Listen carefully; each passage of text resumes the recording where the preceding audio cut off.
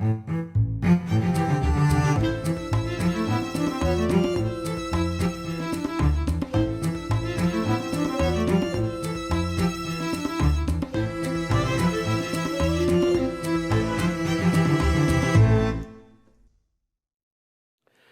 I'm Micah Halpern. Thank you for joining me today as I do some thinking out loud. Our first segment is called Background Briefing. The first thing I've been thinking about is intimidation. Intimidation is one of the most important dimensions of international affairs and influence. Countries need to believe that a nation is strong and that they will strike. Actions and inactions in the military arena are tools that relay a message. This is exactly the point of view of Russia, and it explains much of what is happening around the world today vis-a-vis Russia and the United States. Russia is making a play to become a world power, and they are trying to telegraph that message to everyone. Here's an example. Russian fighter jets buzzed a U.S. destroyer in the Baltic Sea on Monday and Tuesday, April 11th and 12th. The Russians did not buzz just once or twice. They buzzed the destroyer several dozen times and even circled and hovered in the helicopter taking pictures. This is not an incident that can just be tossed off as adolescent machismo, as a la Tom Cruise in the movie Top Gun. There is much more that happened here. Several of the passes made by the Su-24 Russian fighter jet were as close as 30 yards from the USS Donald Cook missile destroyer. That's about the distance from 3 car lengths lined up from toe to heel. During the flybys, the U.S. vessel actually engaged in tactical activities with a Polish helicopter. They had to suspend the exercise until it was safe to continue. This particular destroyer has only a small landing pad on which the helicopter could land and take off. The wind from the Russian flybys could have endangered everyone on the deck. From the rough videotapes we have of this incident, you can hear a voice announcing the incoming Su-24 and marking the height as low as under the flight deck of the destroyer. All right, look at the guy to port. Look at the left one. He is on the deck. On the deck, below the bridge wing.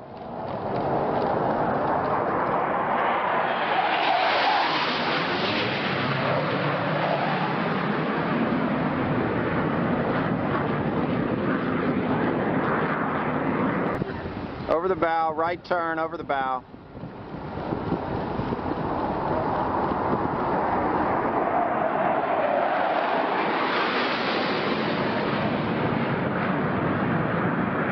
Looks like you may come across the flight deck. Coming in low, bridge wing level.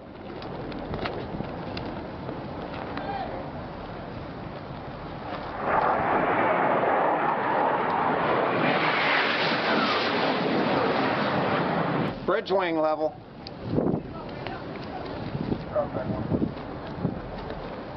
Below the bridge wing. Below the bridge wing.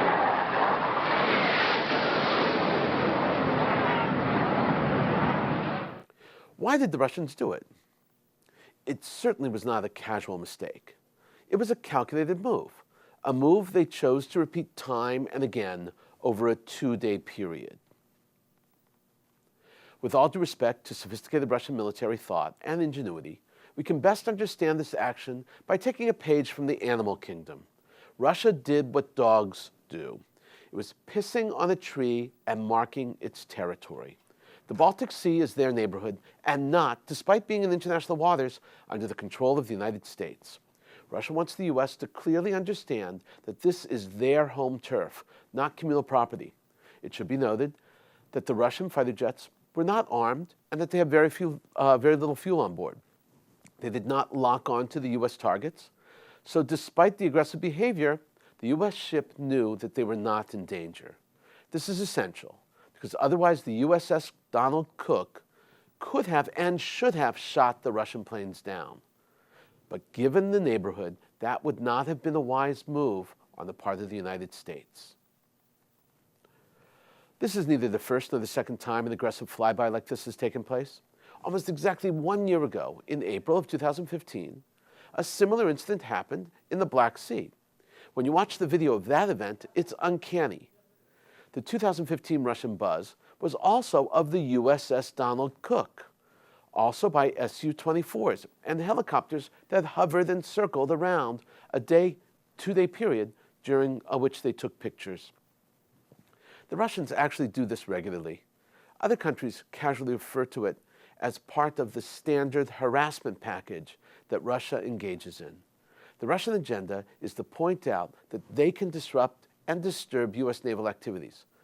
Russia was sending the United States a clear reminder that they are sailing in waters very far away from their own reinforcements. The Russians could have been more aggressive. This was a controlled drill.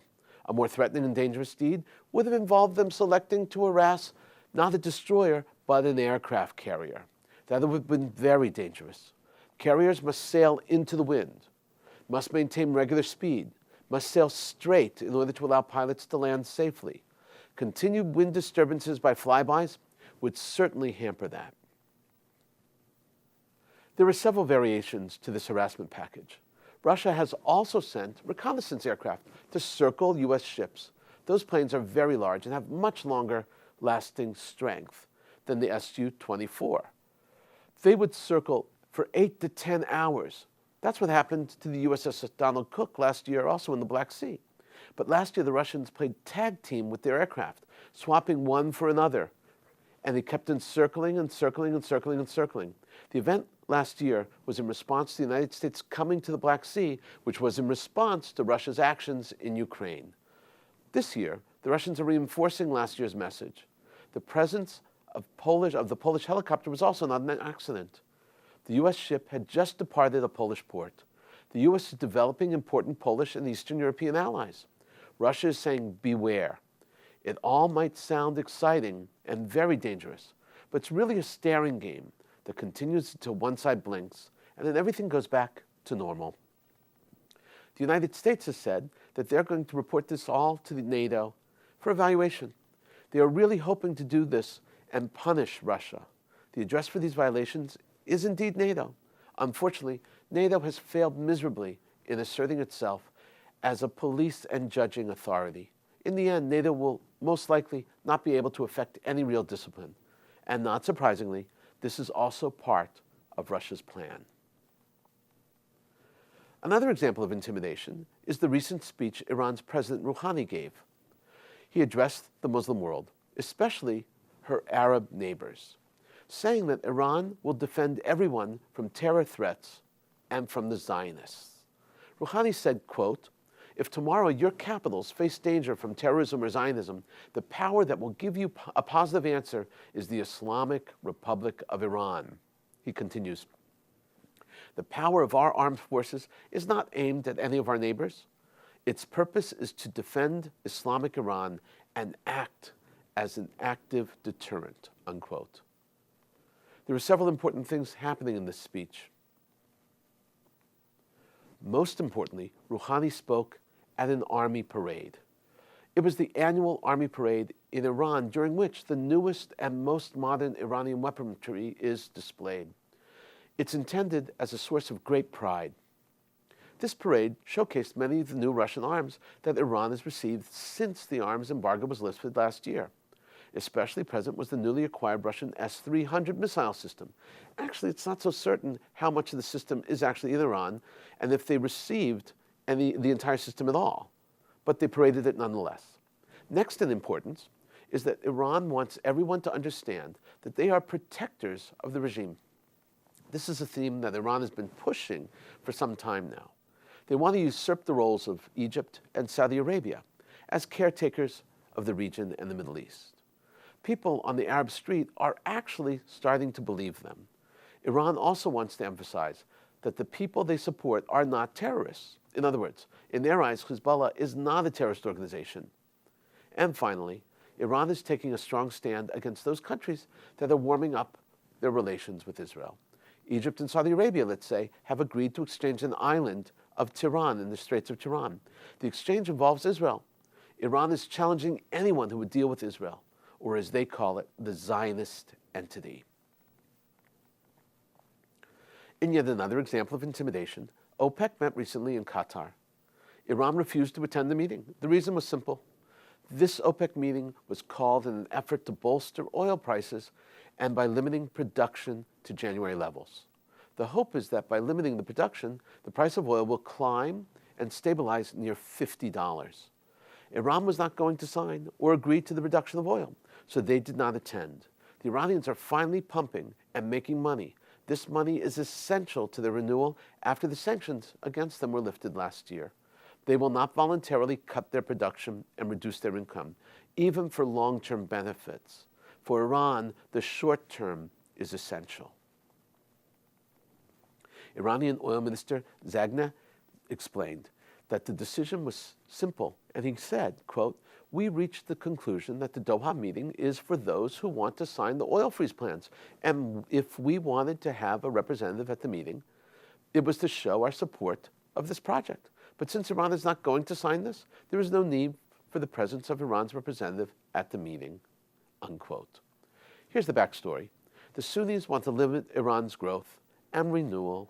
It's not clear if there will be any disciplining of Iran by OPEC. A cartel is only effective if it can expect every member to comply. Coming up next, points of view. Here's what some important voices have been talking about. We're going to look at actually one column today. This column is from the website Elders of Zion and is called "Arab Youth Don't Care Too Much About Palestine." This website's title is a play on the awful anti-Semitic pamphlet produced by the Tsarist secret police over 100 years ago in Russia. The official name of the pamphlet was The Protocols of the Elders of Zion. Sometimes it was just referred to as the Protocols. The pamphlet claimed that Jews controlled the world and that Jewish leadership of the world gathered together every 100 years at midnight in the ancient cemetery in Prague and plotted. In the group were world Jewish bankers, socialists, and communists, all united to bring the world to its knees. The website is called elderofzion.com. Zion is spelled Z-I-Y-O-N. The author/host has never made his name public. He has broken some very important stories and is a one-person media watch group trying to correct the mistakes of the international media in their coverage of Israel. He has appeared on panels in disguise. The tagline of his site and his Twitter feed call him, quote, "an international man of mystery who happens to run the world." That's funny again, because he's playing on the original forgery and conspiracy theory of the Russian secret police and the protocols. As an aside, I collect various editions of the Protocols of the Elders of Zion. My largest expansion and purchases were procured in the Arabic world. Here is how Elder of Zion begins this column. He begins by citing a study of youth from all over the world. A new major survey of youth in Arab countries found that the Palestinian issue didn't even make the top 5 concerns that they had about the region. In answering the question, what do you believe is the greatest obstacle facing the Middle East? The youth cited the rise of ISIS, the threat of terrorism, unemployment, civil unrest, and the rising cost of living as their top concerns. Number 6 is the lack of strong political leadership, and only after that comes the Palestinian-Israeli conflict, in the statistical tie with the lack of Arab unity and the lack of Arab democracy. Elder of Zion then explains that the importance of the Palestinian issues have dropped from 4th place last year and is now 6th. The author is making a very important point, suggesting that there are so many other issues that Arabs around the world are actually confronting. The Palestinian-Israeli issue is pretty low on their priority list. ISIS and terror and unemployment are the top 3, and that makes sense. Next are civil unrest, rising cost of living, weak leadership. Only after that do we even find the Palestinian issue.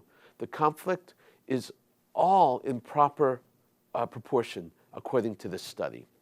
The column continues.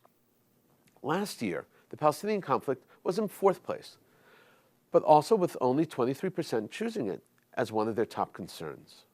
He continues, "This has been the truth that I've noticed as well. The Palestinians have been trying to raise their profile in the West because they have been losing ground steadily with their own Arab people. But in international forums, Arab states will pay lip service to the Palestinian cause because of pride. In reality, they don't really care much. And now the column continues and concludes.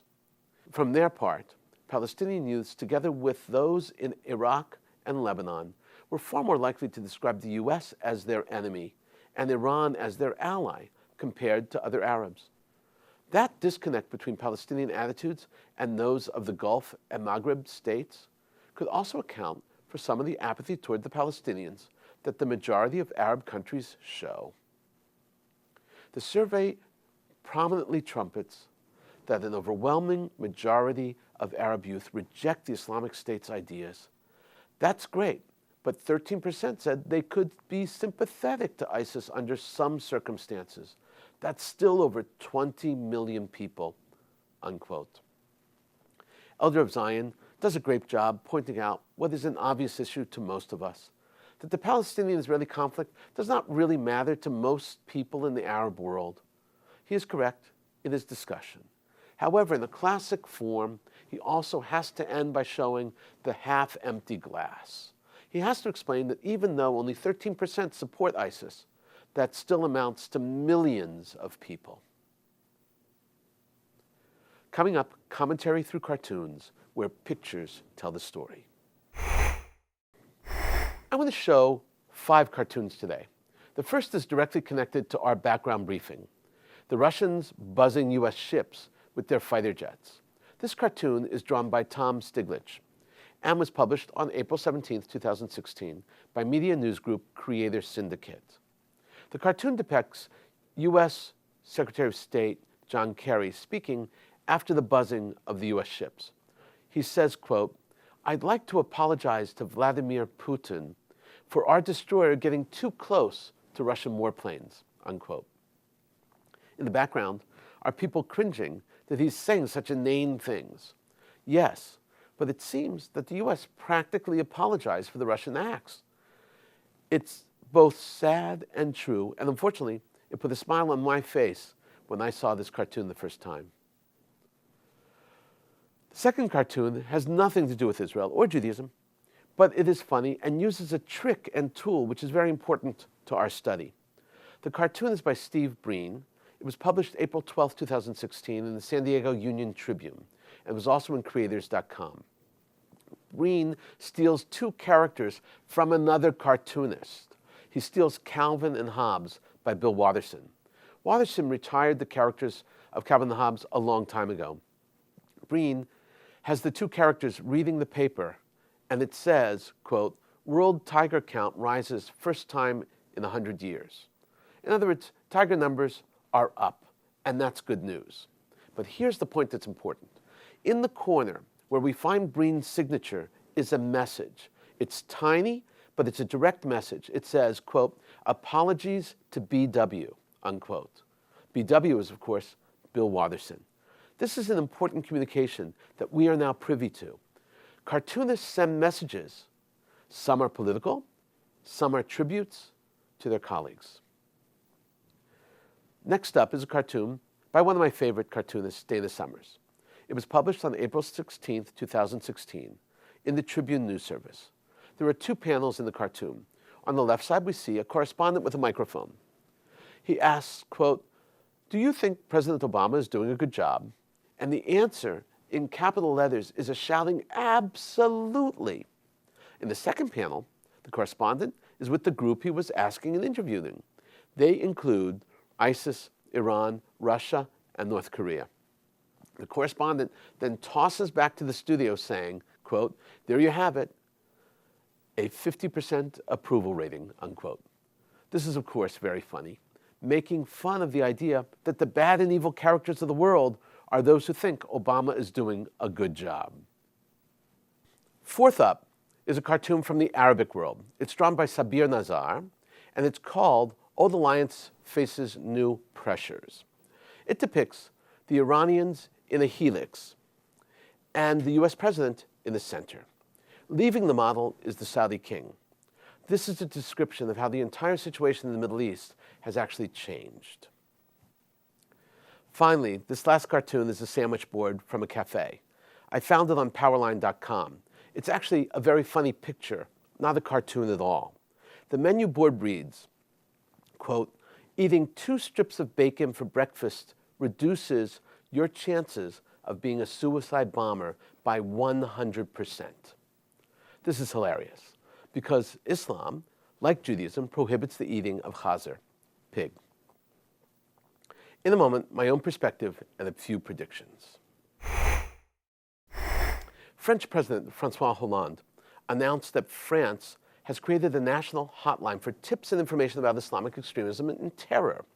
The hotline has already received 9,000 tips.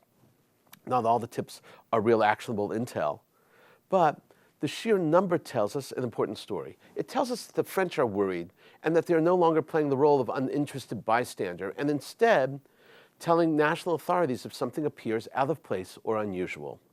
France has been stunned by terror. They sit at the epicenter of Islamic terror attacks.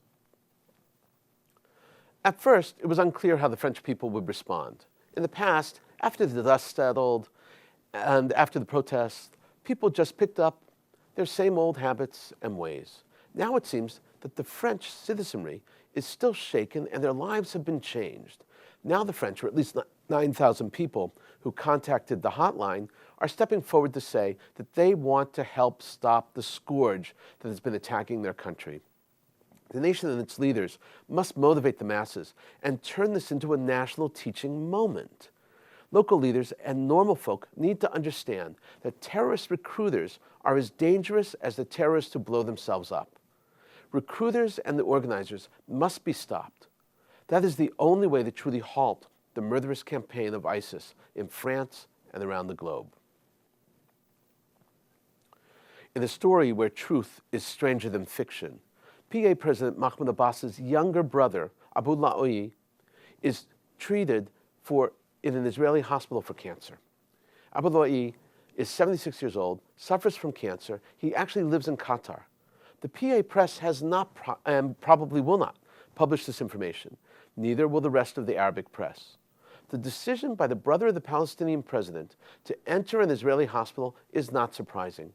He's just one of many Palestinian elite and their families, including members of Hamas leaders, who've entered Israeli hospitals to get help and to have their lives saved by Israeli medical teams. It seems like the height of hypocrisy. But Israeli healthcare is arguably one of the best in the world.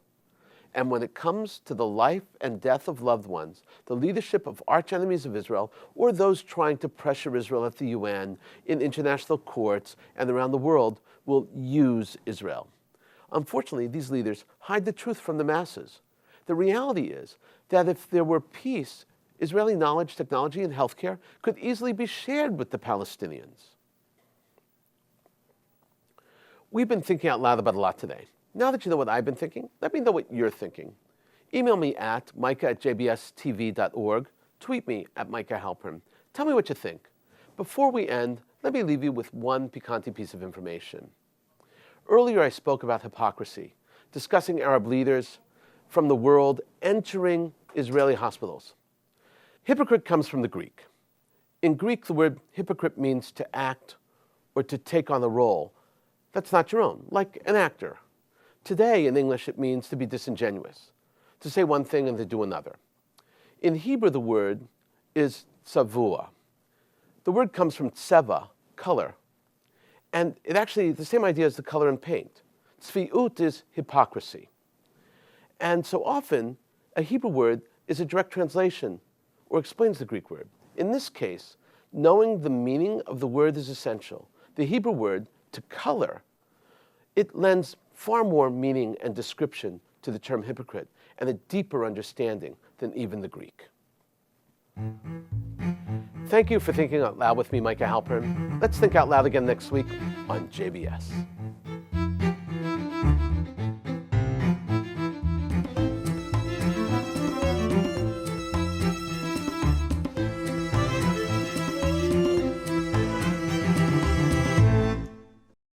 We would be pleased to send a complimentary DVD of this program to anyone who wishes to support JBS, the Jewish Broadcasting Service, with a tax-deductible gift of $36, double chai or more, to the nonprofit organization Jewish Education in Media. Simply visit the JBS homepage and click on the Donate button to make a donation by PayPal or your credit card. And please indicate the program for which you would like a DVD. Or you can send your tax-deductible check made out to Jem, Post Office Box 180, Riverdale Station, Bronx, New York 10471. And again, please remember to indicate which program you would like to receive with our compliments. And we thank you for your kind support.